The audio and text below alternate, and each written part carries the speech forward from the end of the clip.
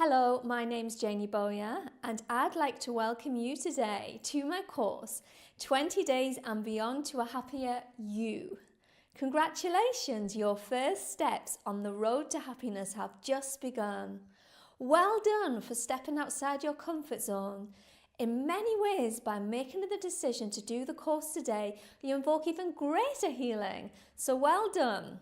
So think of your commitment to this course as little stitches in the jumper of happiness.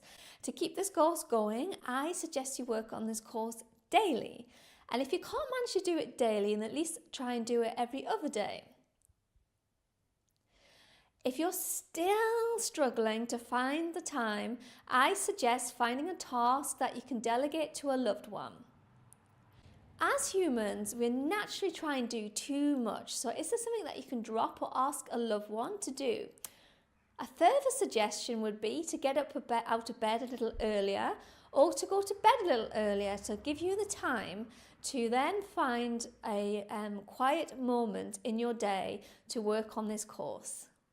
Remember, happiness is your birthright, and through this course, I'm going to help you to obtain that.